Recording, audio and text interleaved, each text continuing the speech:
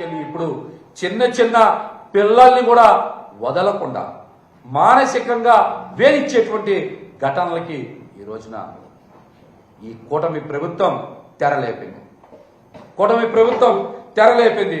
అధికారాన్ని అడ్డం పెట్టుకొని అడ్డు అదుపు లేకుండా పైశాచికత్వంగా పెట్టేయిపోతున్న ఈ కూటమి పార్టీ సైకో బ్యాచ్లు ఈ రోజున విచ్చలవిడిగా విచృలంకంగా రెచ్చిపోతున్న తీరు రాష్ట్రంలోని ప్రజల్ని, మహిళల్ని, చిన్నారులను కూడా ఆందోళన పరుస్తోంది. ఈ రోజున ఆందోళన పరుస్తోంది. పసిబిడ్డల్ని కూడా లక్ష్యంగా చేసుకుని సోషల్ మీడియాలో వేధింపులకి దిగుతా ఉన్నారంటే వీళ్ళ యొక్క మానసిక పరిస్థితి ఏ విధంగా ఉందో మనందరం కూడా అర్థం చేసుకోవచ్చు.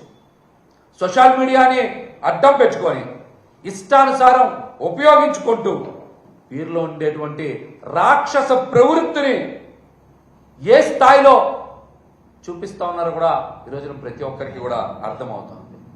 ఈ రోజున కూటమి అధికారంలోకి వచ్చిన తర్వాత వారికి ఇష్టపడినటువంటి రాజకీయ పార్టీలని, రాజకీయ పార్టీ నాయకుల్ని, అలాగే తాము వ్యతిరేకించే వారిని ఎవ్వరు కూడా అభిమానించకూడదు.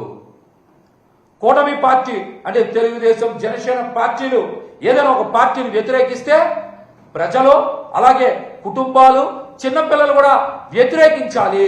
వ్యతిరేకించకపోతే వాళ్ళ మీద ఇష్టానుసారం సోషల్ మీడియా వేదిక చేసుకొని వాళ్ళు దాడి చేయడం ప్రారంభిస్తాం.